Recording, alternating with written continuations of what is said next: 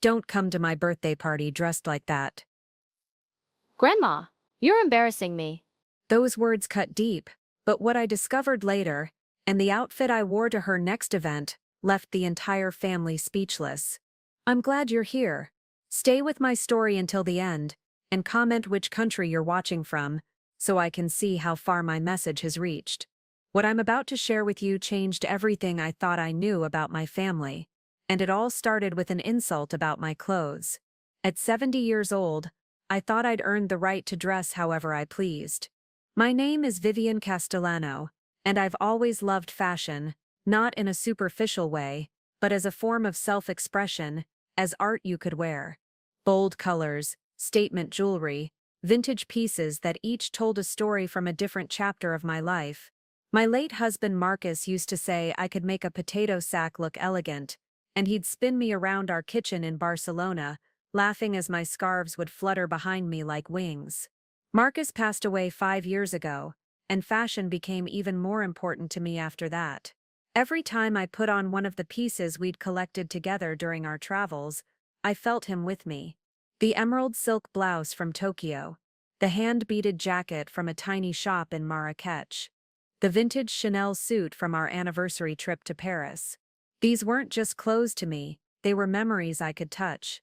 But standing in my son Derek's living room that Tuesday afternoon in late October, listening to my 19-year-old granddaughter Sienna explain why I couldn't attend her milestone birthday celebration in my usual embarrassing outfits, I felt smaller than I had in decades. The afternoon had started innocently enough. Derek had called me that morning, asking if I could stop by his house in the Riverside Heights neighborhood of our city, Millbrook. He said Sienna wanted to talk to me about her upcoming birthday party, and I'd been excited. My granddaughter and I used to be close. When she was little, she'd play dress-up in my closet for hours, parading around in my heels and scarves, declaring she wanted to be just like Grandma Vivi when she grew up. But something had changed in the past year, particularly in the 8 months since Vanessa Laurent had entered our lives. I arrived at Derek's contemporary-style home around 3 in the afternoon, wearing one of my favorite outfits, a turquoise silk blouse with pearl buttons that I'd found at a vintage boutique in Nice, tailored black pants from a small Italian designer, and my treasured Hermès scarf that Marcus had bought me during our second honeymoon in Paris, 30 years ago. The scarf alone was worth several $1,000s, a fact I never advertised but quietly appreciated every time I wore it. Derek's house always made me slightly uncomfortable, though I tried not to show it. After my daughter-in-law Patricia died 2 years ago from ovarian cancer, the home had transformed. Patricia had loved warm colors, family photos everywhere, fresh flowers from her garden. Now the walls were gray, the furniture was all sleek modern pieces that looked uncomfortable, and there wasn't a family photo in sight. Vanessa's influence was everywhere. "Mom," Derek greeted me at the door with a hug, but it was brief, distracted. My son was 48 years old, a successful orthodontist with his own practice in downtown Millbrook.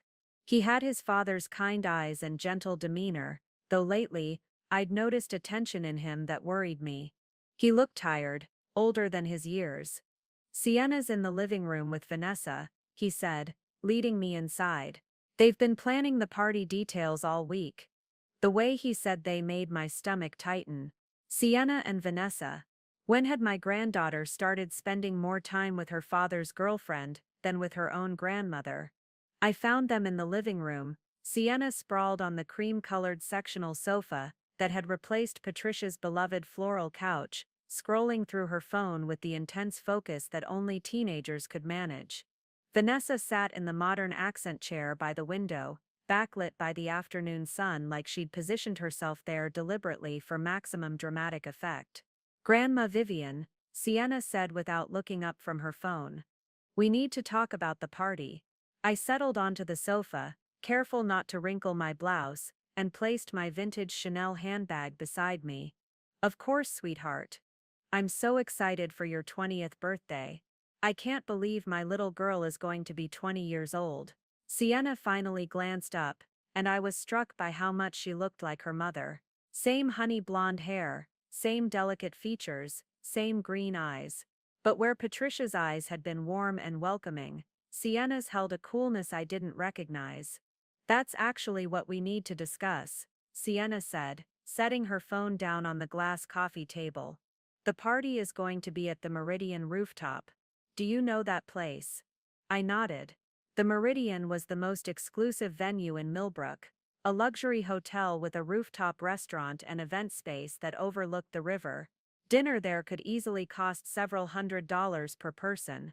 It's going to be really upscale. Sienna continued. Like really nice. There will be influencers there, photographers, some of my friends from college who have pretty big social media followings. It's important that everything is perfect. It sounds wonderful, I said warmly. I'm honored to be invited to such a special celebration. Well, that's the thing. Sienna exchanged a glance with Vanessa, and I felt a chill run down my spine. We want you there, obviously. But we need to talk about expectations. Expectations. I repeated carefully. Vanessa uncrossed and recrossed her legs, the movement drawing attention to her designer yoga pants and expensive sneakers. At 34, she was closer to Sienna's age than to Derek's 48 years. A fact that hadn't escaped my notice when they'd first started dating. She was beautiful in that carefully constructed way that required significant time and money, perfectly highlighted hair that probably cost hundreds of dollars to maintain, subtle but expensive makeup, clothing that looked casual but bore designer labels, a figure maintained by what I knew was a personal trainer, 3 times a week and a very restricted diet. Vivian, Vanessa said, and I noticed she never called me by any term of respect. No, Mrs. Castellano. Certainly not Mom or anything familial. Just my first name, spoken in a tone that somehow managed to be both familiar and dismissive. We need to have an honest conversation about the dress code for Sienna's party. I felt Derek shift uncomfortably in the doorway behind me, but he didn't speak. The dress code is sophisticated elegance, Vanessa continued, taking a sip from the glass of white wine she'd been holding. It was 3 in the afternoon. I noted. The problem is, your usual style is, how do I put this delicately? Your clothes are embarrassing, Grandma. Sienna interjected bluntly. I need you to understand something. This isn't one of your church brunches or garden club meetings. This is my milestone birthday, and there's going to be important people there. I can't have you showing up in one of your outfits. The words hit me with physical force. I looked down at what I was wearing, suddenly seeing it through their critical eyes. What was wrong with my outfit? The blouse was beautiful, the pants were perfectly tailored, the scarf was a genuine Hermes piece worth more than most people's entire outfits. Sweetheart, I always dress nicely for special occasions. I managed to say. I'll wear something appropriate. I promise.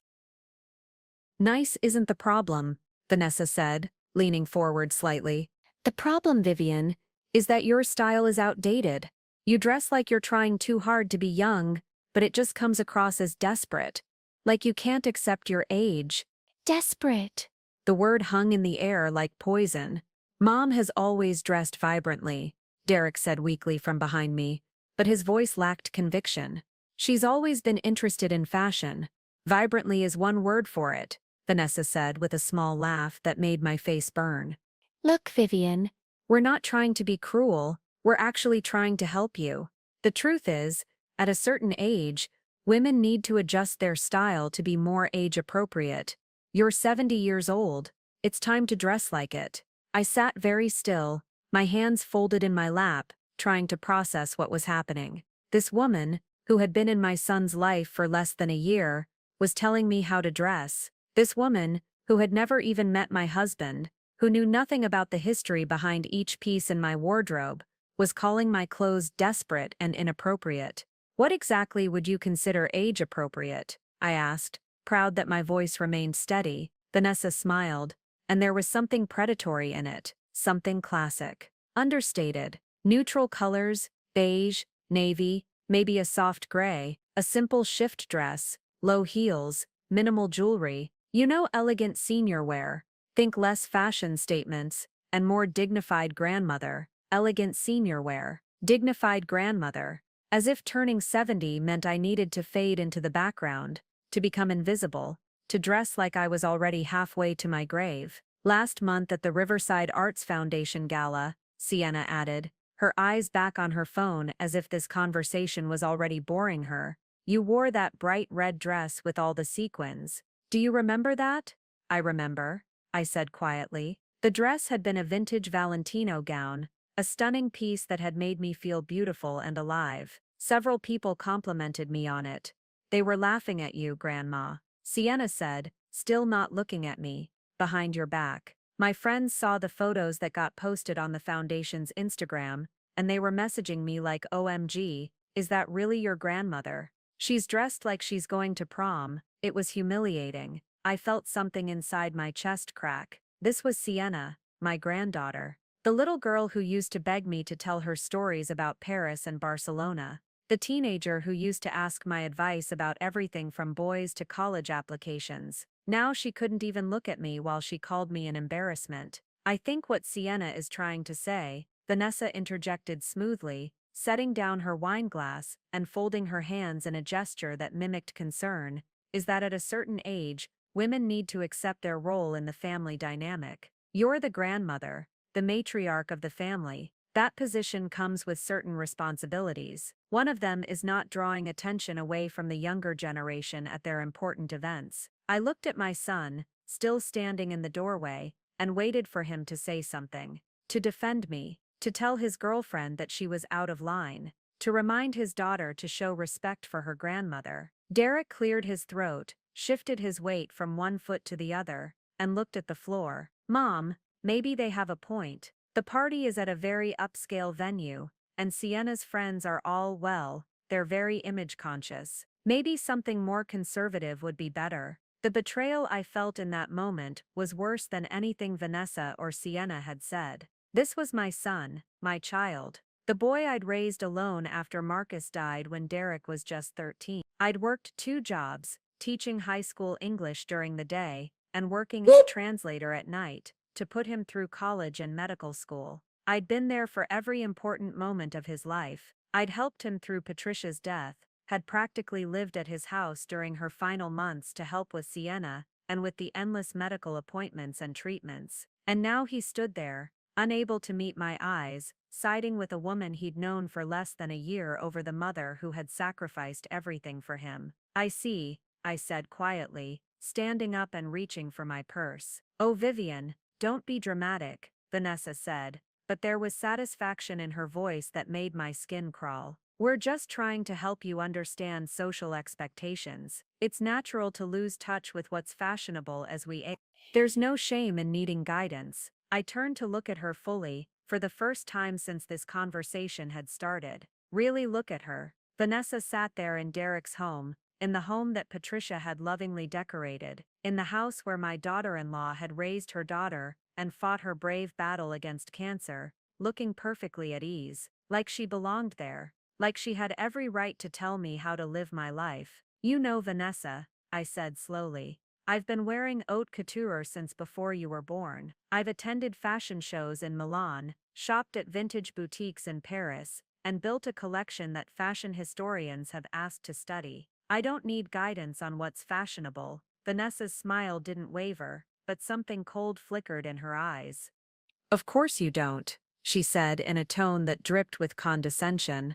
I'm sure your collection is very impressive, though I have to wonder, at your age, what's the point of keeping all those expensive pieces just hanging in a closet? Wouldn't it make more sense to simplify? Maybe pass some things down to someone who could actually wear them. And there it was, the flash of something that made all my instincts scream a warning. Pass them down to whom? I asked carefully. Vanessa shrugged delicately. Well, Sienna loves fashion. Don't you, sweetie? And I've always appreciated vintage pieces. It seems wasteful to have all those beautiful clothes just gathering dust when they could be enjoyed by someone younger. I felt ice creep down my spine. This wasn't about my clothes being embarrassing. This was about something else entirely. Grandma, Sienna said, finally looking up from her phone with what might have been guilt flickering across her face. You'll still come to the party, right? Just dress normal. I'm sorry if we hurt your feelings, but this is really important to me. Normal, appropriate, understated, invisible, and conveniently willing to hand over my valuable vintage collection to women who saw as nothing more than expensive accessories they could claim for themselves. I'll think about it, I said, heading toward the front door. Derek followed me. Mom, wait, don't leave like this. I turned to look at my son, this man I'd raised to be kind and respectful, who had somehow been transformed into someone who let his girlfriend insult his mother in his own home. Derek, I said quietly, when did you become someone who stands by silently while people humiliate your mother? His face flushed red. That's not fair, Mom. They weren't trying to humiliate you. They were just being honest about how I'm an embarrassment. I finished for him. About how I need to dress like I'm already dead. About how I should hand over my belongings to make way for the younger generation. You're being overdramatic, he said, but he still couldn't meet my eyes. I left without another word. The drive home to my townhouse in the Westbrook Historic District felt longer than the usual 15 minutes. I kept replaying the conversation, analyzing every word, every look, every tone. And the more I thought about it, the more convinced I became that something was very wrong. My townhouse was a beautiful 3-story brick building built in 1892, located in one of Millbrook's most prestigious neighborhoods. Marcus and I had bought it 40 years ago, and I'd loved every inch of it. The high ceilings, the original hardwood floors, the large windows that let in beautiful natural light. It was filled with treasures from our travels, art from Morocco, furniture from Italy, rugs from Turkey. And my closet. My beautiful, carefully curated closet. I made myself a cup of chamomile tea and sat in my reading nook overlooking the small garden behind my house. The October sun was setting, painting the sky in shades of orange and pink that Marcus would have loved. He'd been a painter, among other things, always seeing beauty in colors and light. I thought about Vanessa's comment about my clothes gathering dust. It wasn't true. I wore pieces from my collection regularly, rotating through them, keeping them properly maintained. Each item was stored in archival garment bags, with cedar blocks to prevent moths, in a climate-controlled closet that I'd had specially installed. My collection wasn't just valuable in monetary terms, though it certainly was that. I had pieces from Chanel, Dior, Yves Saint Laurent, Valentino, Hermes, Gucci, some vintage, some from my younger years, when Marcus and I had the money to indulge in such luxuries. But more than their monetary worth, they were valuable to me because of the memories attached to each piece. The Dior jacket I'd worn to Derek's medical school graduation. The Gucci loafers I'd bought in Florence the day Marcus told me he was in remission from his first battle with cancer. The vintage YSL blazer I'd worn to my retirement party after 30 years of teaching. I'd never thought much about the monetary value before. They were my clothes, my memories, my joy. But now, sitting in my reading nook with my tea growing cold, I found myself wondering, how much was my collection actually worth? I opened my laptop and began researching. Vintage Hermes scarves in good condition, anywhere from $300 to over $5,000, depending on the design and rarity. I had 12 of them. Vintage Chanel suits, $3,000 to $15,000. I had 4. The Valentino gown I'd worn to the gala. Similar pieces were selling at auction for upwards of $8,000. My hands trembled as I continued my search, piece by piece, trying to estimate the value of my collection. By the time I finished, the number I'd arrived at made me feel physically ill. My wardrobe was worth somewhere between $150,000. I sat back in my chair, stunned. I'd known the pieces were valuable, but seeing the actual numbers was shocking.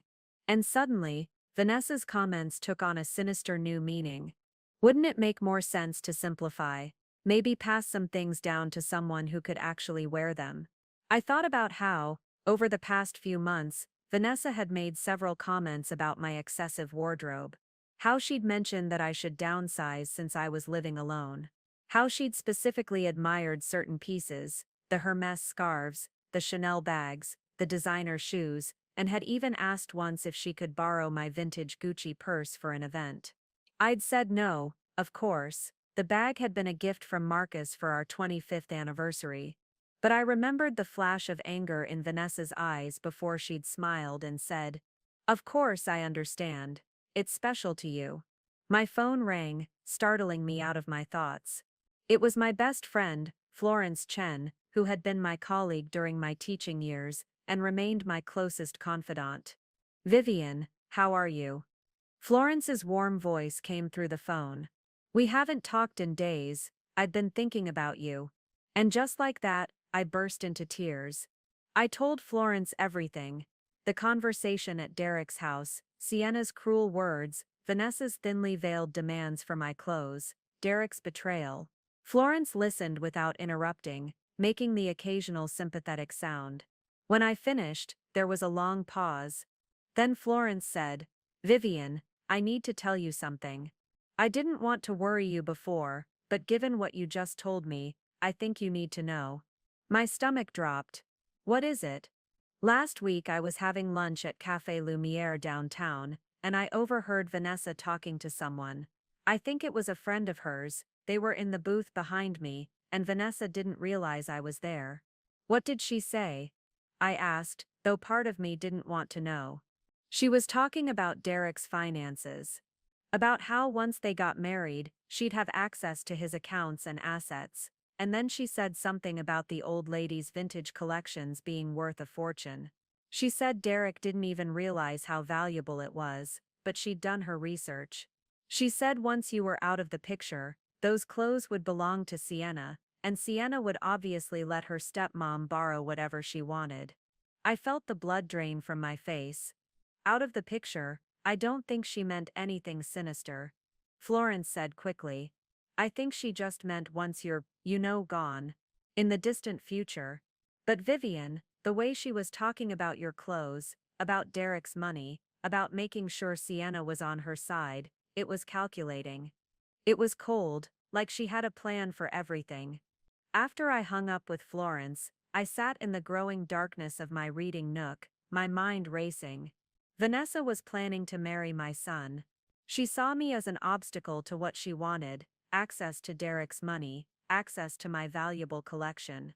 And she was using Sienna, turning my own granddaughter against me, making me seem like an embarrassment, so that when I was eventually cut out of their lives, it would seem justified. The clothes weren't the real issue. They never had been. This was about power, control, and money. Vanessa wanted me gone from the family picture, and she was systematically working to make that happen. But I wasn't going to make it easy for her.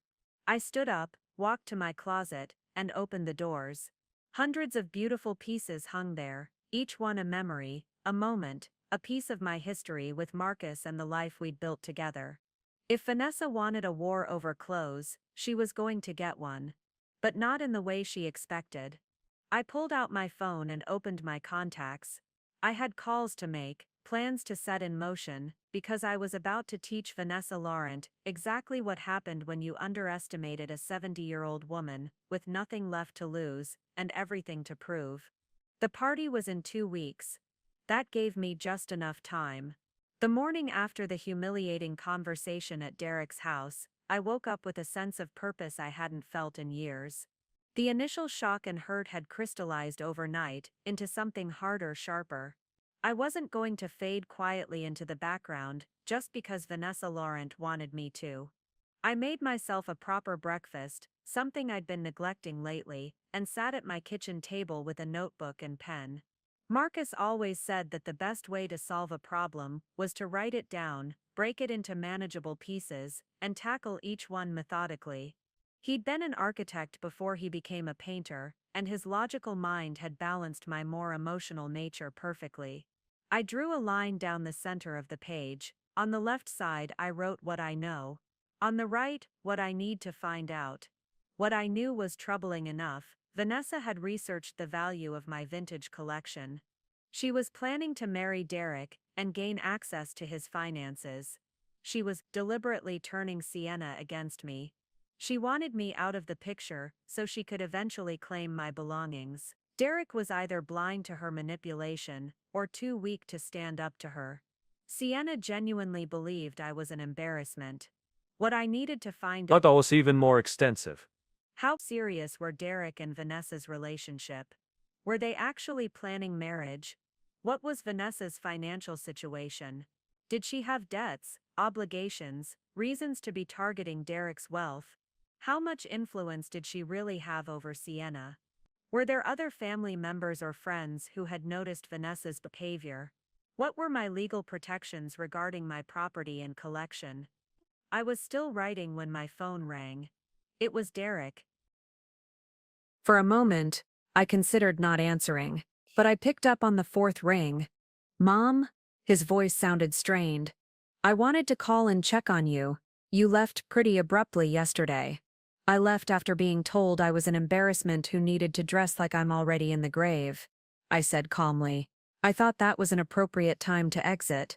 There was a long pause. Mom, you're being dramatic. Nobody said you needed to dress like you're in the grave.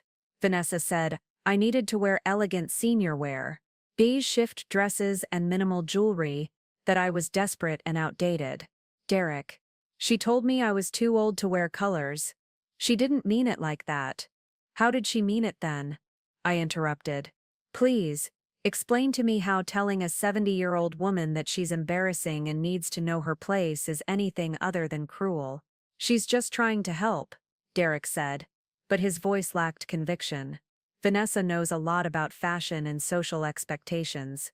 She was trying to give you guidance. I felt anger flare in my chest. I've been dressing myself successfully for 70 years, Derek. I taught high school English for 3 decades, which required me to present myself professionally every single day. Your father and I traveled the world and attended events at embassies and museums. I think I understand social expectations. That was different, he said quietly. Times have changed.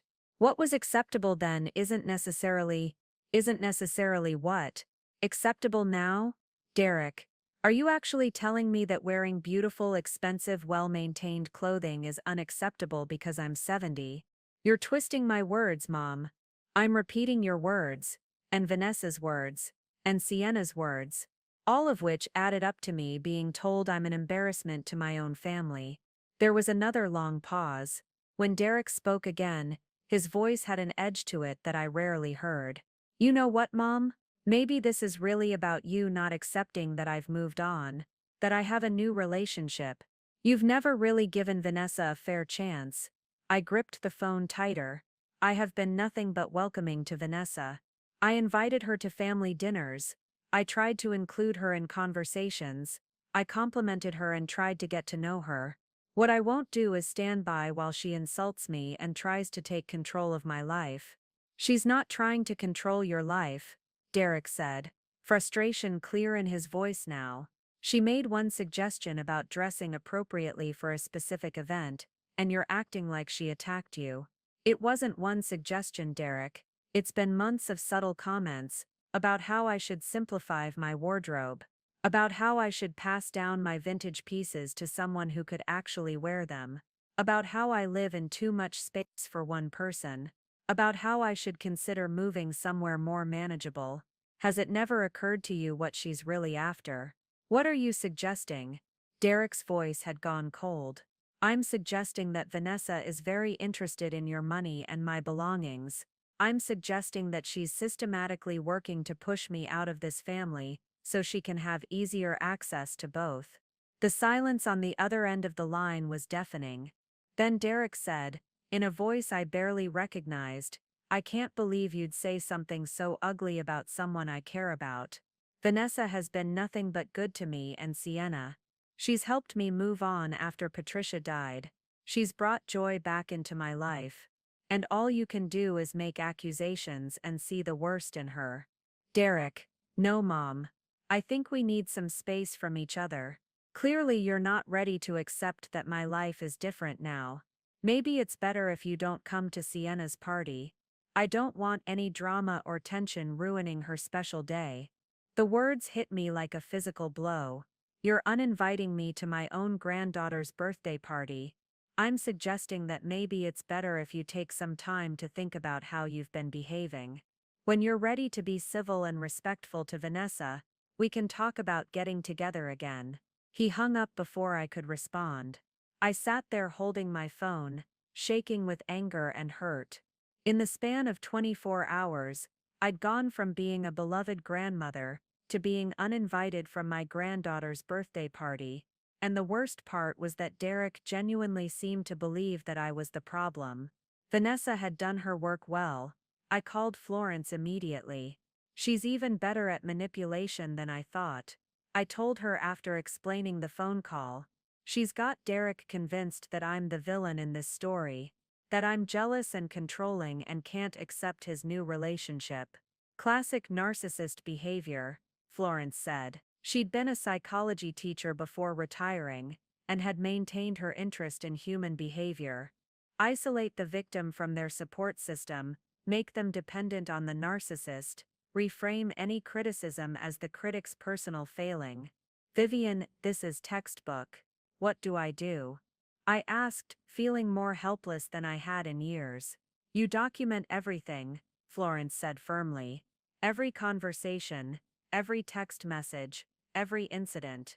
You protect your assets, talk to a lawyer about your will, your property, your collection.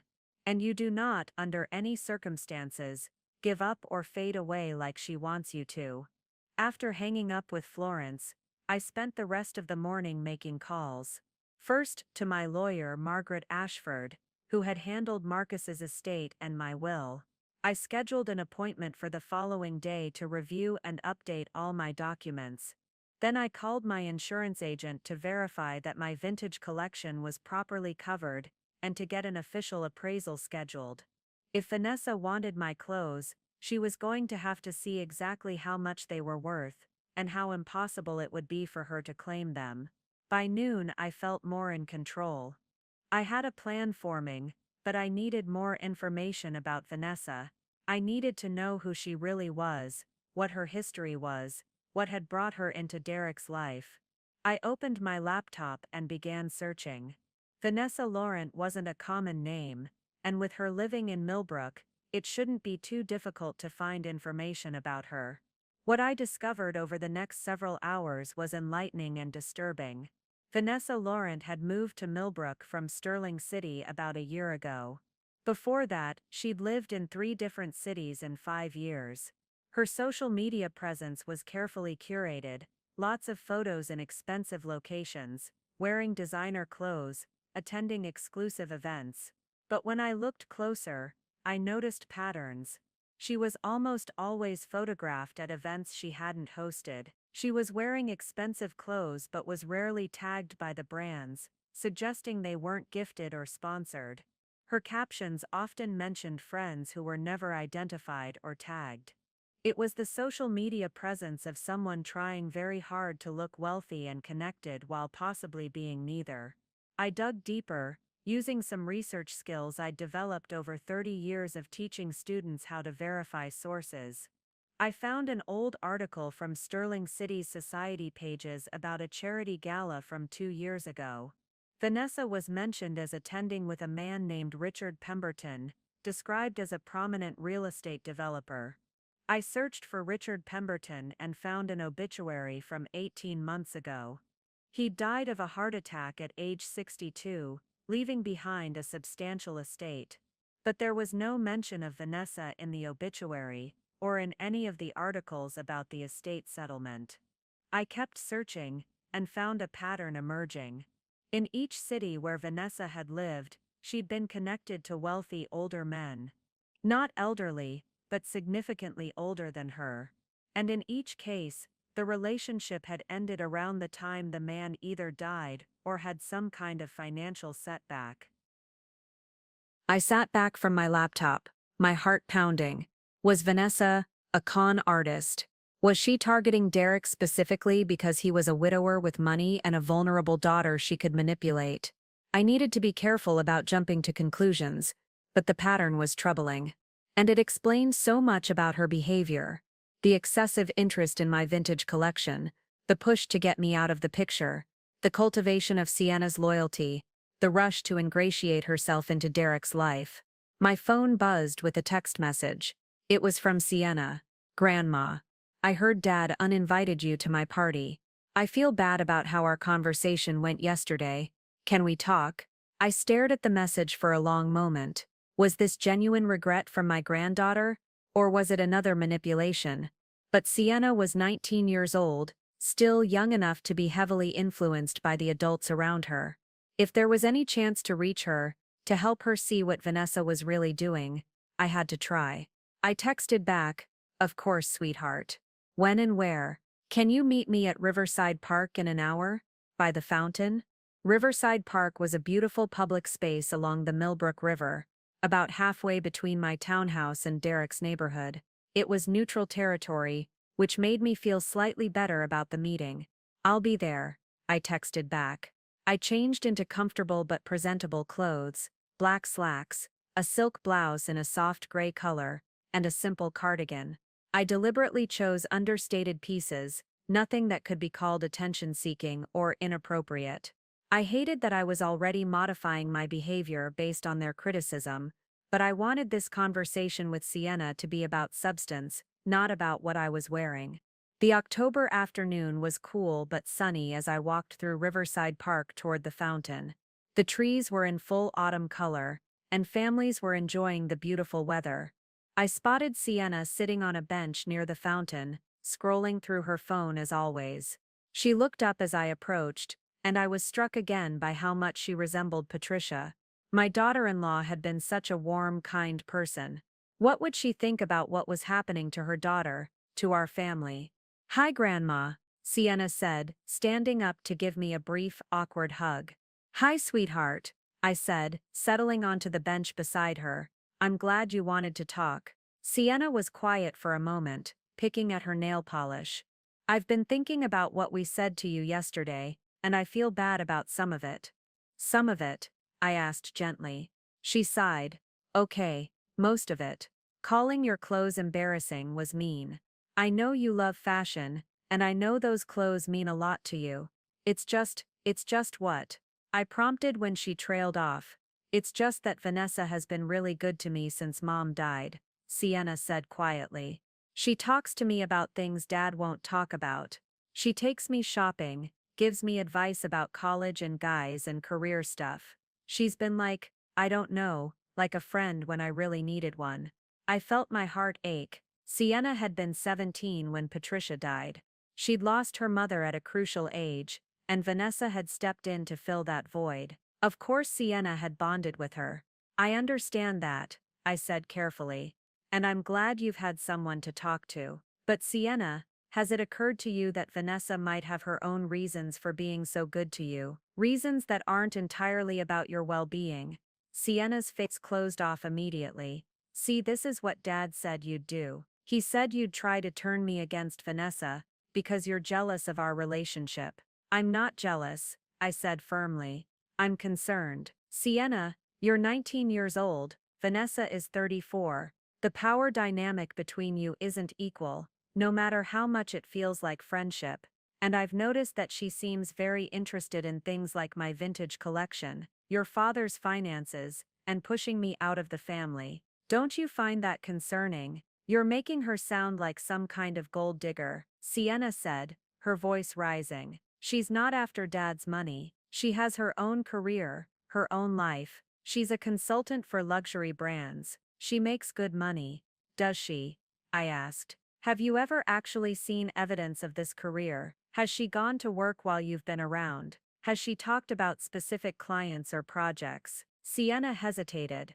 "Well, she works from home a lot, and she's between contracts right now, but that's normal in consulting." "Sienna," I said gently, taking her hand, "I need you to really think about something. In the months since Vanessa has been in your life, has she ever encouraged you to maintain relationships with other people? With me, with your mother's family, with your old friends, or has she subtly suggested that those relationships aren't as important as your relationship with her?" Sienna pulled her hand away. "You're twisting things. She's never said anything bad about you. She called me desperate and outdated yesterday." I interrupted. "She said I dress like I can't accept my age. She suggested I should hand over my vintage collection to people who could actually wear the pieces." "Sienna, she's systematically devaluing me in your eyes," so that when she eventually pushes me out completely, you won't object. That's not true. Sienna stood up, her face flushed with anger. You know what I think. I think you're the one who can't accept that things have changed. Mom is gone. Dad has moved on. I've moved on. And you're stuck in the past with your old clothes and your old ideas about how families should be. The words cut deep, but I stayed calm. Sienna, your mother loved you more than anything in the world. Do you really think she'd want you to have a relationship with someone who's using you to manipulate your father? Don't you dare bring Mom into this, Sienna said, tears starting to form in her eyes. You don't get to use her to make me feel guilty. Vanessa has been there for me in ways you haven't. She understands what it's like to be young, to have dreams and ambitions. You just want me to be your little granddaughter forever, wearing your old scarves and listening to your stories about the past. That's not fair. None of this is fair, Sienna shouted, causing several people in the park to turn and look at us. You want to know the truth, Grandma? The truth is that sometimes your clothes are embarrassing. Sometimes your stories are boring. Sometimes I don't want to hear about Paris in 1985, or what Grandpa Marcus would have thought about something. Sometimes I just want to move forward with my life without feeling guilty about leaving you behind. She grabbed her purse and started walking away. I stood up to follow her. Sienna, please. She turned back to face me, tears streaming down her face now. Vanessa was right about you. You can't let go. You can't accept that the world has changed, and you're not the center of attention anymore. Maybe it is better if you don't come to my party. Maybe we all need a break from each other. She walked away quickly, and I stood there by the fountain, watching my granddaughter disappear into the crowd of park visitors. Around me, families played and laughed, couples walked hand in hand, children fed ducks by the water. Normal life continuing while mine fell apart. I sat back down on the bench, feeling every one of my 70 years. Had I handled that wrong? Should I have been less direct, more gentle in my accusations about Vanessa? But what else could I have said? How else could I have tried to warn Sienna about what I was seeing? My phone rang. It was Florence. How did it go with Sienna? She asked. Terribly, I said, my voice breaking. She basically told me I'm a bitter old woman living in the past, and that maybe the family does need a break from me. Oh, Vivian, Florence said sympathetically. I'm so sorry. Florence, what if they're right?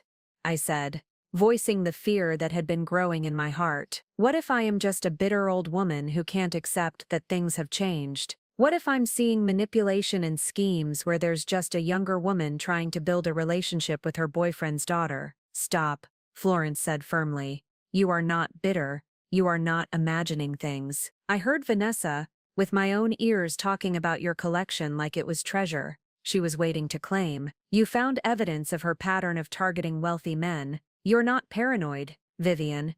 You're paying attention.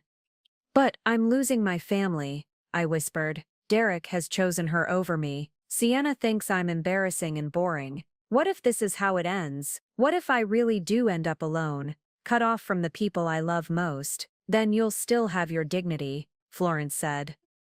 You'll still have your self-respect. You'll still have people who love you for who you are, not for what they can take from you. And Vivian, you'll have the satisfaction of knowing you didn't let them erase you. After I hung up with Florence, I sat in the park for a long time, watching the sun move across the sky, thinking about everything that had happened. I thought about Marcus and what he would say if he were here. He'd always been good at seeing through people's facades, at identifying the truth beneath the surface, and I knew, with absolute certainty, that Marcus would have seen right through Vanessa. He would have recognized her for what she was: a manipulator, a user, someone who saw relationships as transactions and people as resources. The question was, what was I going to do about it? I couldn't force Derek to see the truth. I couldn't make Sienna believe me. But I also couldn't just fade away like Vanessa wanted me to. I couldn't let her win by default. As I walked back to my car, a plan began to form in my mind.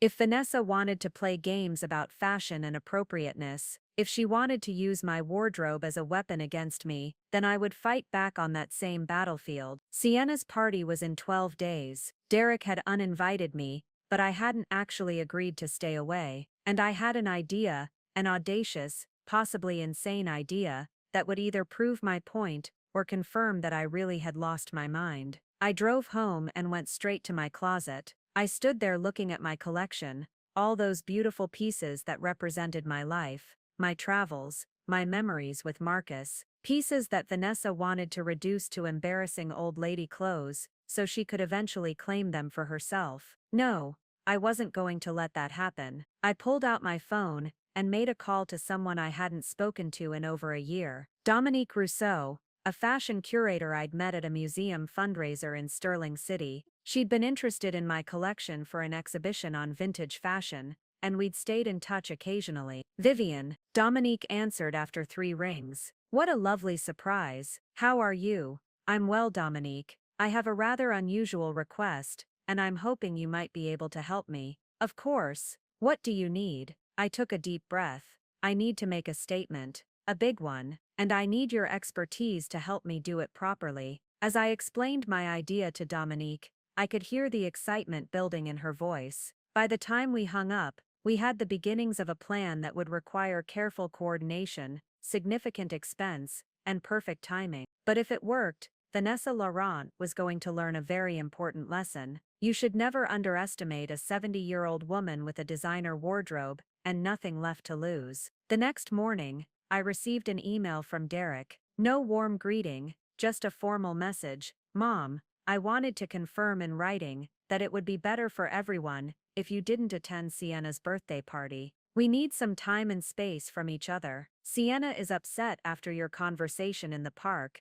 and I don't want her special day to be overshadowed by family drama. I hope you can respect this decision. We can discuss getting together at a later date when emotions aren't so high. Derek. I read the email 3 times, feeling the coldness of it, the finality. This wasn't my son writing to me, this was someone following a script, probably one that Vanessa had written. I typed out a response. Derek, I received your email. I'm sorry that things have escalated to this point. I love you and Sienna more than anything in the world, and it breaks my heart that we're in this situation. However, I want you to know that I have not agreed to stay away from Sienna's party. I'm her grandmother, and unless she explicitly tells me herself that I'm not welcome, I intend to be there to celebrate her birthday. I won't cause drama or create problems. I simply want to honor my granddaughter on her special day. I hope you can understand that. Mom, I hit send before I could second guess myself. Derek's response came within minutes. Mom, you're being unreasonable. Sienna doesn't want you there. I'm asking you as your son to please respect our wishes and stay away. Don't make this harder than it needs to be. I didn't respond. Instead, I called Dominique back. Change of plans, I said. We're going to need to make this even bigger than we discussed. I need this to be unforgettable. Over the next week, I worked harder than I had in years. I met with Dominique 3 times to plan every detail. I had appointments with my lawyer to ensure all my documents were in order and my collection was properly protected. I went to the insurance appraiser and watched as they documented each piece in my wardrobe, providing detailed descriptions and valuations. The final appraisal came to $186,000, nearly $200,000 worth of vintage fashion in my closet. No wonder Vanessa wanted it so badly. I also did more research on Vanessa. I found an old college friend of hers on social media, and pretending to be planning a surprise for Vanessa, managed to learn some interesting details. Vanessa had dropped out of college after 2 years due to financial problems. She'd worked various retail jobs before apparently deciding that dating wealthy men was more lucrative than working. The friend, after a few glasses of virtual wine during our video chat, let slip that Vanessa had always been good at making men think she was exactly what they needed. She described Vanessa as ambitious and strategic, words that confirmed everything I'd been suspecting. 3 days before Sienna's party, I received a text message from my granddaughter. Grandma, Dad told me you're planning to come to my party even though we asked you not to. Please don't do this. Please don't ruin my birthday by making it about you and your issues with Vanessa. If you really love me, you'll stay away. I stared at the message for a long time. The manipulation was so clear to me now. The language about making it about me, the suggestion that coming to her party would ruin it, the emotional blackmail of if you really love me. This wasn't my Sienna writing. This was Vanessa's influence, Vanessa's words coming through my granddaughter's fingers. I wrote back, Sienna, I do love you, more than you know, and because I love you, I'm not going to let you push me away without making sure you understand what you're doing. I'll see you on Saturday. I didn't wait for a response. I turned off my phone and went to my final fitting. Dominique had outdone herself. What we'd planned was bold, dramatic, and absolutely perfect. When I saw myself in the full-length mirror at her studio, I actually gasped. Vivian, Dominique said, her eyes shining with excitement. You look absolutely magnificent. This is going to be legendary. I looked at my reflection and smiled. Vanessa wanted me to fade into the background, to dress like I was invisible, to accept my place as the embarrassing old lady who should know better than to wear colors. Instead, I was going to show up to my granddaughter's party wearing an outfit that would make everyone in that room understand exactly what they'd been trying to diminish. Saturday couldn't come soon enough. Saturday arrived with the crisp clarity of a perfect October evening. I spent the morning in a state of calm focus that surprised even me. No anxiety, no second guessing, just a deep certainty that what I was about to do was necessary. Florence came over at noon to help me prepare. Are you sure about this? She asked for the third time as she helped me with my hair. Once you walk into that party, there's no going back. I've never been more sure of anything in my life, I told her, watching in the mirror as she pinned my silver hair into an elegant updo that Marcus would have loved. Vanessa wanted me to disappear. Instead, I'm going to make sure everyone remembers exactly who I am. At 4 o'clock, Dominique arrived with the final pieces. She'd spent the past week coordinating with fashion archives, museums, and private collectors to create what she called a walking exhibition of fashion history. Ready to see the complete look? She asked, her eyes sparkling with excitement. I nodded, and she carefully unpacked the garment bags. What emerged was beyond anything I could have imagined. Dominique had taken my idea and elevated it to art. She'd selected pieces from my collection, the most valuable, the most historically significant, the most beautiful, and coordinated them into an ensemble that was simultaneously a celebration of fashion history and a declaration of war. The foundation was a vintage Yves Saint Laurent Le Smoking tuxedo from 1975, one of the original pieces from the Revolutionary collection that had redefined women's fashion. Over it, a rare Hermès scarf from the 1960s, draped and pinned with antique brooches that had belonged to Marcus's grandmother. On my feet,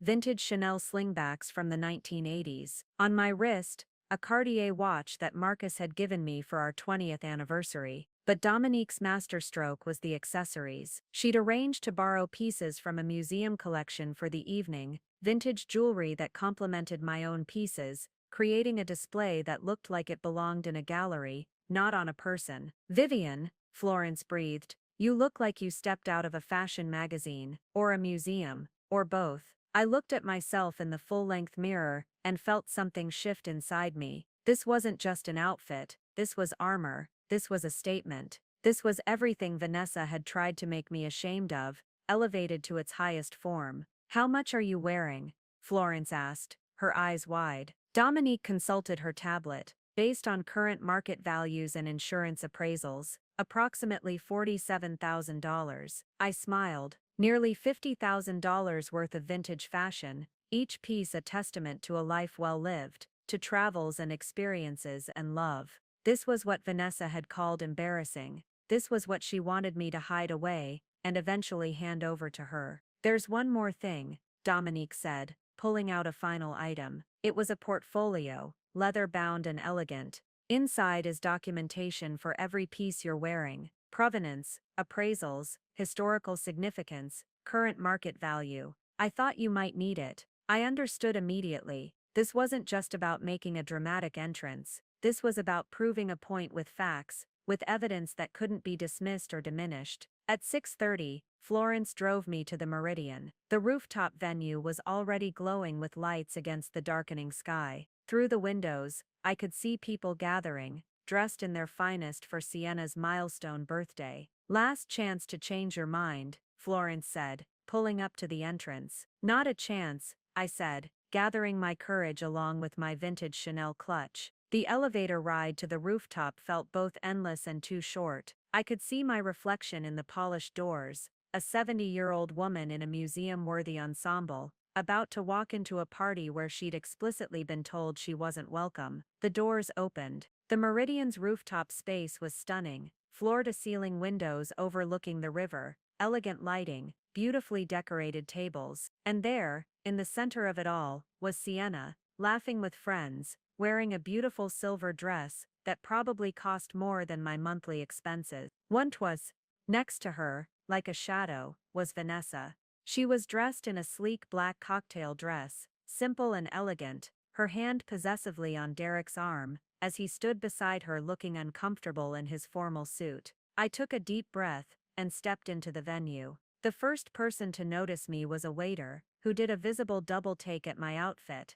Then a few guests near the entrance turned to look. Then a few more. Within seconds, a ripple of attention moved through the room like a wave. Conversations stopped mid-sentence. People turned to stare. Someone actually gasped. I walked forward with my head held high, the vintage Chanel slingbacks clicking against the polished floor, the Hermes scarf catching the light with every movement. Sienna saw me and her face went white. Derek's mouth fell open. And Vanessa's expression transformed from surprise to fury so quickly it was almost comical. "Grandma," Sienna's voice cut through the sudden silence. "What are you doing here? We told you not to come." I walked directly to her, aware that every person in the room was watching us. "Happy birthday, sweetheart," I said warmly, extending an elegantly wrapped gift. "I wouldn't miss celebrating you for anything in the world."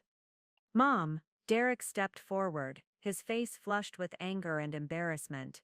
"This is inappropriate. We asked you to stay away." "You asked," I said calmly. "I declined. I'm Sienna's grandmother, and I have every right to celebrate her birthday." Dressed like that, Vanessa's voice was sharp with barely controlled rage. "You look ridiculous, Vivian. This is exactly what we were talking about. You drawing attention to yourself with these inappropriate outfits." I turned to face her fully, and I saw the moment she realized that I wasn't backing down. "Not this time. Inappropriate," I repeated, loud enough for the surrounding guests to hear clearly. "Let me tell you what's inappropriate, Vanessa. What's inappropriate is a gold digger, who's been systematically manipulating my son and granddaughter while targeting my personal property for theft." The gasp that went through the crowd was audible. Derek's face went from red to purple, Sienna looked like she might faint, and Vanessa's mask of sophisticated composure finally cracked. "How dare you," she hissed. "You bitter, jealous old woman." "I'm not finished," I said, my voice steady and clear. I opened the portfolio Dominique had prepared. "This ensemble I'm wearing. It's worth approximately $47,000. The YSL tuxedo alone is valued at $15,000. The Hermes scarf is $8,000. The Chanel shoes are $3,000. Would you like me to continue?" I could see people pulling out their phones, some discreetly recording, others clearly texting about what they were witnessing. "This is insane," Derek said, trying to take control. "Mom, you're making a scene at Sienna's party. This is exactly the kind of behavior we were trying to avoid." "No, Derek," I interrupted, looking at my son with a mixture of love and disappointment. "What you were trying to avoid was me having any voice at all. You were trying to make me invisible so Vanessa could continue her con without interference." "Con?" Vanessa laughed, but it sounded forced. "Is that what you're calling it? Helping your son move on with his life, after his wife died? Supporting your granddaughter through a difficult time? Trying to give you fashion advice so you wouldn't embarrass yourself?" "Fashion advice?" I pulled out another document from the portfolio. "Is that what you call researching the value of my vintage collection? Is that what you were doing when you told your friend over lunch at Café Lumière that once the old lady is out of the picture, those clothes would belong to Sienna, and you'd be able to borrow whatever you wanted?" Vanessa's face went white. "I never." "You did." Florence's voice came from the entrance. She walked into the room, her phone held up. "I was there, I heard you, and I recorded it." The crowd murmured with shock. Derek looked between Vanessa and me, confusion and dawning realization crossing his face. "This is ridiculous," Vanessa said, her voice getting shrill. "Derek, are you going to let your mother come here and make these insane accusations? She's clearly losing her grip on reality." "Am I?" I pulled out more papers. "These are bank statements showing that in every city you've lived in over the past 5 years, you've been involved with wealthy older men. Men who either died or experienced financial setbacks right around the time you moved on to your next target. Derek is just the latest in a long line of marks." "That's defamation," Vanessa shouted. "I could sue you for this." "Please do," I said calmly. "I'd love to have this conversation in a courtroom where you'd be under oath. We could discuss your fake consulting business, your manufactured social media presence, and your very real interest in my son's bank account and my vintage collection." Derek was staring at Vanessa now, really seeing her for the first time. "Is this true? Have you been using me?" "Of course not." Vanessa grabbed his arm. "Derek, baby, you can't believe this. She's a bitter old woman who's jealous of our relationship. She's making all of this up because she can't accept that you've moved on from Patricia." "Don't you dare speak my wife's name," Derek said, his voice low and dangerous in a way I'd never heard before. He pulled his arm away from Vanessa. "Don't you dare use Patricia's memory to manipulate me. I'm not manipulating anyone." Vanessa was losing control now, her careful facade crumbling.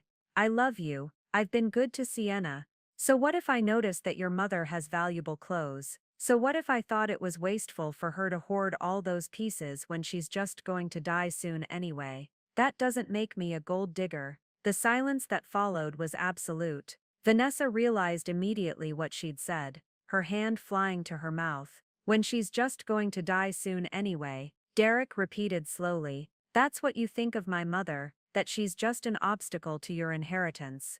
"I didn't mean it like that." Vanessa backpedaled frantically. "I just meant that at her age it's natural to think about passing things down." "To you?" I asked quietly. "To someone who's known this family for less than a year. To someone who's been systematically working to isolate me from my own son and granddaughter." I turned to Sienna, who had been standing frozen through this entire exchange. "Sweetheart, I need you to understand something. I didn't come here tonight to ruin your party. I came here to show you what Vanessa has been trying to destroy. My joy, my confidence, my right to exist as more than just an embarrassing old lady who should stay quietly in the background." I gestured to my outfit.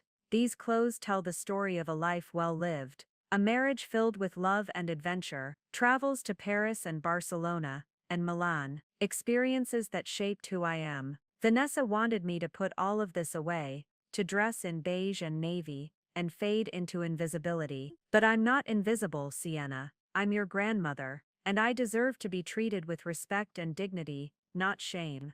Tears were streaming down Sienna's face. "Grandma, I didn't know. Vanessa said you were just being difficult, that you couldn't accept that I was growing up." "Sienna, don't listen to her lies," Vanessa tried desperately. "She's manipulating you with this whole dramatic display. This is exactly the kind of attention-seeking behavior I warned you about." "Enough." Derek's voice was firm and final. "Vanessa, I think you need to leave." "Derek, please." "Now," he said. "We're done. Whatever this was, it's over." Vanessa looked around the room at all the staring faces, at the phones recording her humiliation, at the complete destruction of her carefully constructed image. For a moment, I almost felt sorry for her. Almost. Then she turned to me with pure hatred in her eyes. "You'll regret this, you old bitch. I could have made your last years comfortable. I could have taken care of Derek and Sienna. Instead, you'll die alone with nothing but your precious clothes to keep you company.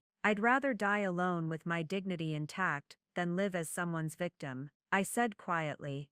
"Goodbye, Vanessa." She grabbed her purse and stormed toward the elevator, her heels clicking angrily against the floor. The elevator doors closed behind her, and she was gone. The silence that followed was broken by sudden, unexpected applause. I turned to see that one of the guests, an older woman I didn't recognize, had started clapping. Then another joined in. Then another. Within moments, half the room was applauding.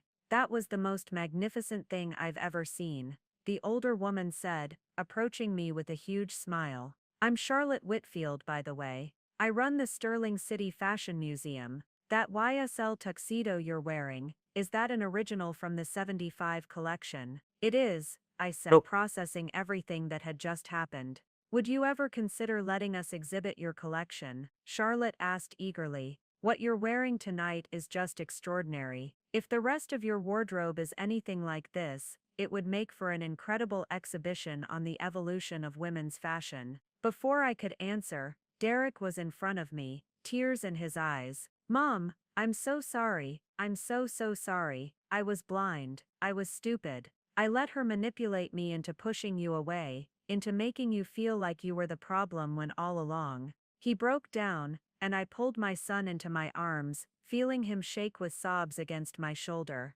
It's okay, I whispered. It's going to be okay. I called you bitter and jealous, he said, pulling back to look at me. I uninvited you to your own granddaughter's party. I chose a woman I barely knew over my mother who sacrificed everything for me. How can you forgive me? Because you're my son, I said simply. And because I know that Vanessa is very good at what she does. She almost had me convinced that I was the problem. But Derek, we need to talk, really talk about how this happened. About why you were vulnerable to her manipulation. About Patricia and grief and moving forward. I know, he said, wiping his eyes. I know we do. But first, I need to. He turned to the room full of guests who were still watching us with rapt attention.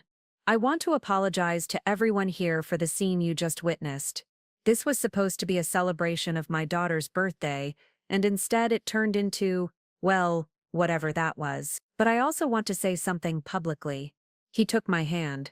This is my mother, Vivian Castellano. She's the strongest, most elegant, most dignified woman I know. She raised me alone after my father died. She worked 2 jobs to put me through medical school. She was there for every important moment of my life, and she was there for my late wife during her battle with cancer. And I repaid her by letting someone make her feel small and unwanted in her own family. He looked directly at me. Mom, you're not embarrassing. You're not inappropriate. You're extraordinary. And I'm sorry it took me so long to remember that. The applause that followed was even louder than before. I felt tears streaming down my own face now, washing away months of hurt and humiliation. Then Sienna was there, throwing her arms around both of us.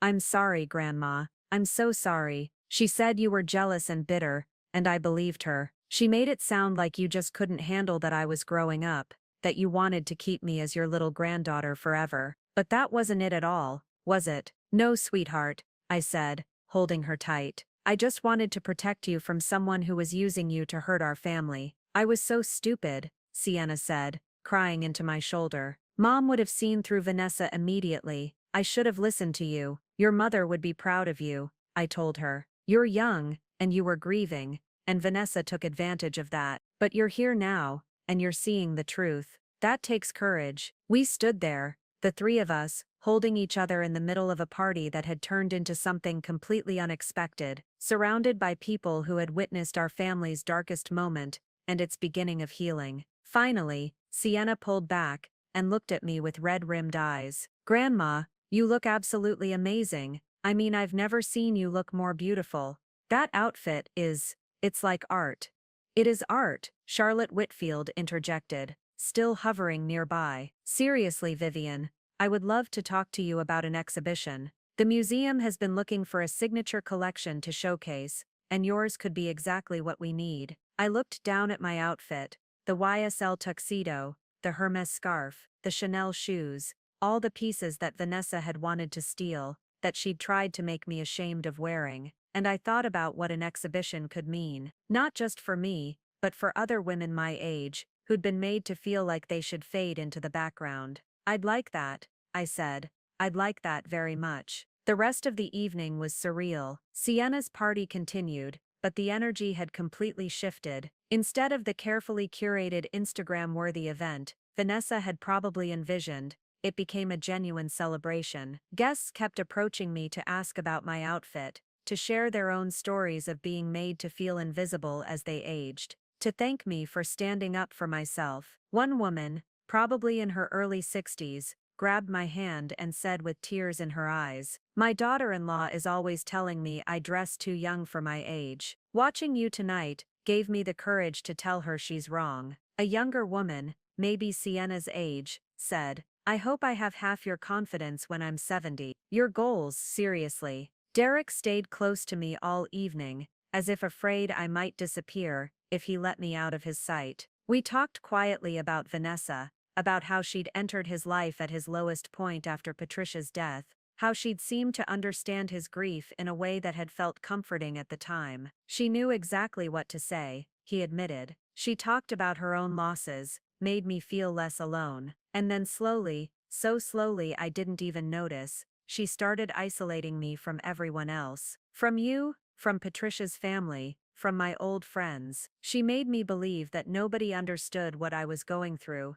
except her. "That's how manipulators work," I said gently. "They find your vulnerability, and they exploit it. You're not weak for falling for it, Derek. You're human." Sienna joined our conversation, perching on the arm of my chair. She did the same thing to me. She made me feel like she was the only one who really understood what it was like to be young and ambitious. And whenever I talked about spending time with you, Grandma, she'd make these little comments about how you were stuck in the past, how your advice wasn't relevant anymore. I didn't even realize she was turning me against you until tonight. "The important thing," I said, taking both of their hands, "is that we recognize it now, and we don't let anyone do this to us again." As the party wound down around 11, Charlotte Whitfield approached me one more time. "Vivian, I'm serious about the exhibition, but I want to propose something even bigger. What if we did a series of events, fashion shows featuring vintage collections, panel discussions about ageism in fashion, workshops on building a sustainable wardrobe? We could call it Ageless Styles or something like that. You could be the face of the whole campaign." I looked at this enthusiastic woman offering me something I'd never expected, not just validation, but a platform. A way to turn my personal stand against humiliation into something that could help other women. "Let's talk," I said, meaning it. Florence drove me home that night, listening as I recounted every detail of the evening. "You did it," she said, as we pulled up to my townhouse. "You actually did it. You stood up to her. You exposed her for what she was, and you got your family back." "I did, didn't I?" I said, feeling a wave of exhaustion mixed with exhilaration. "And you looked absolutely magnificent doing it," Florence added. $47,000 worth of magnificent. I laughed, really laughed for the first time in weeks. Vanessa wanted me to wear beige and navy, to know my place, to fade quietly into the background. Instead, you showed up in museum-quality vintage fashion and became unforgettable," Florence said. "Marcus would have been so proud of you." Tears filled my eyes at the mention of my late husband. He would have loved tonight. The drama, the fashion, the vindication. He always said I had a flair for the dramatic. "He was right," Florence said, hugging me goodnight. "And Vivian, you've inspired me. I've been dressing in nothing but safe, boring colors for years because I thought that's what women our age should do. But after watching you tonight, I'm going to dig out all my bold pieces and wear them with pride." After Florence left, I stood in my closet, carefully removing each piece of tonight's ensemble. The YSL tuxedo, the Hermès scarf, the Chanel shoes, I hung each one up with care, thinking about the journey they'd taken me on. These weren't just clothes. They never had been. They were pieces of my history, markers of a life lived fully, and on my own terms. And I'd almost let Vanessa shame me into hiding them away. My phone buzzed with a text from Sienna. "Grandma, thank you for not giving up on me. Thank you for showing me what real strength looks like. I love you so much." Another text followed from Derek. "Mom, I've been thinking about what you said about therapy, about processing Patricia's death properly. I think I need that. Can you recommend someone? I want to make sure I'm healthy for Sienna.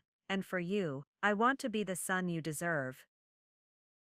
I sat on my bed, surrounded by the beautiful clothes that had become my armor, and felt something I hadn't felt in a long time. Vanessa Laurent had tried to erase me. She'd tried to make me feel old, embarrassing, inappropriate, and unwanted. She'd almost succeeded. But instead, she'd inadvertently given me the greatest gift, The reminder that I was worth fighting for, that my joy, my style, my very existence deserved to be celebrated, not hidden away. The next morning, I woke up to dozens of notifications on my phone. Apparently, several guests from the party had posted about what they'd witnessed, and the story had gone viral. Grandma Vivian was trending, with people sharing their own stories of ageism and standing up for themselves. One post in particular caught my eye. It was from a young fashion blogger who had been at the party.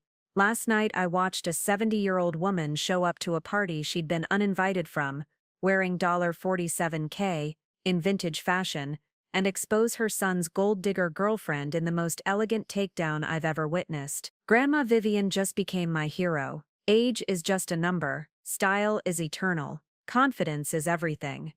Grandma Vivian #ageless style #fashion goals. The post had been shared thousands of times. My phone rang. It was Charlotte from the museum.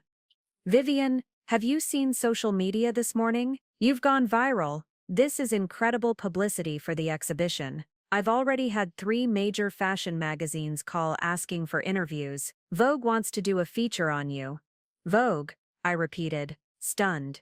Yes. They want to do a whole spread on ageless style, featuring you and your collection. This is huge, Vivian. This could change the entire conversation about fashion and aging.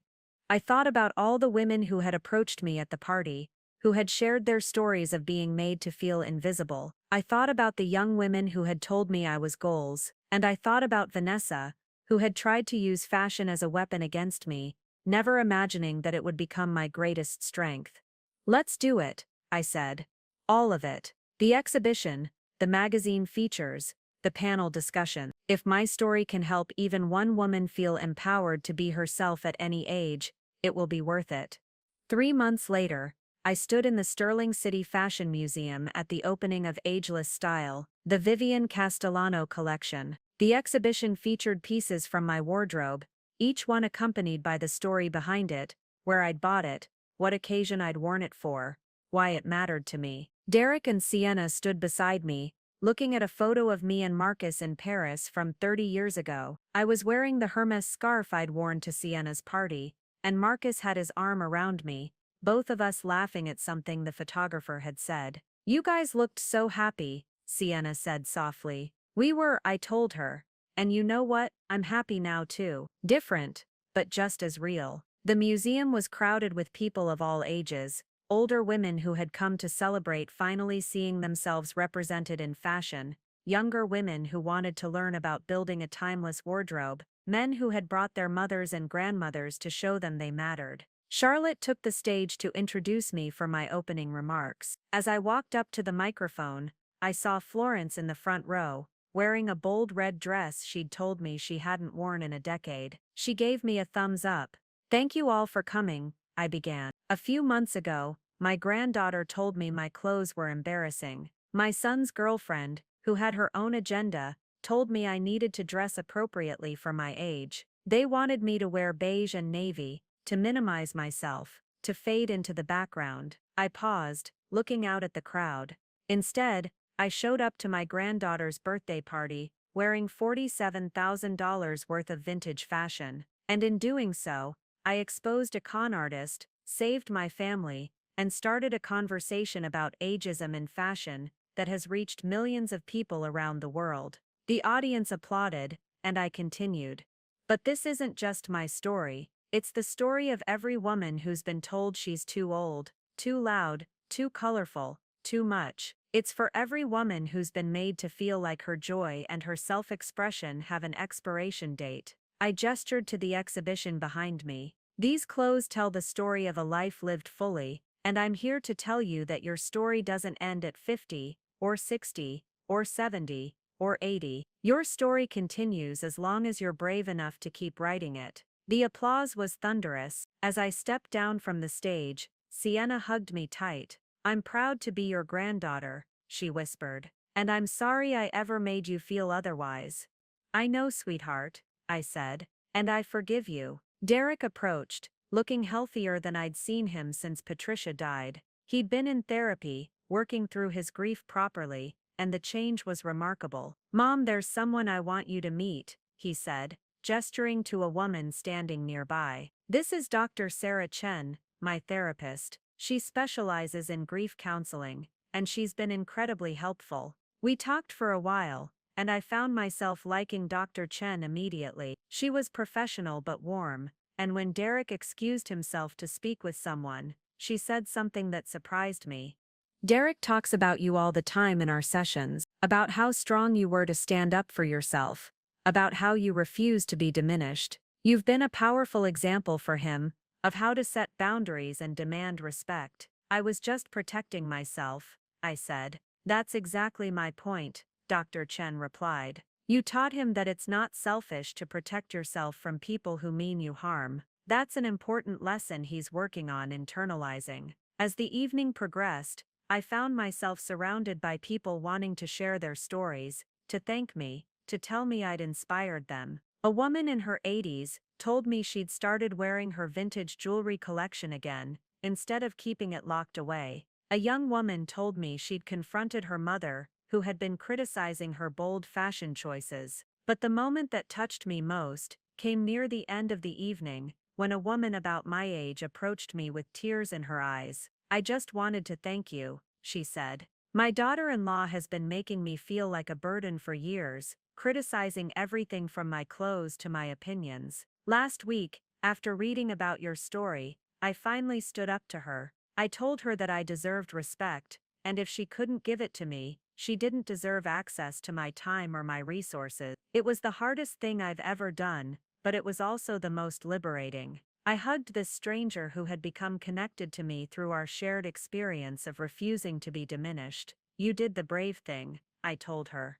And I'm proud of you. As the museum began to close and guests filtered out, I stood alone in the exhibition space, surrounded by my clothes, my memories, my life displayed on mannequins and walls. I thought about Vanessa, wherever she was now, probably targeting some other vulnerable man in some other city. Part of me hoped she'd learned something from our encounter, but I knew that was unlikely. People like Vanessa rarely changed. But I had changed. I'd gone from being a woman who was almost convinced she was an embarrassment, to being a woman who stood in a museum dedicated to celebrating her life and style. I'd gone from being isolated from my family to being closer to them than ever before. And I'd gone from being told my clothes were inappropriate to having those same clothes inspire millions of people around the world. My phone buzzed with a text from Florence.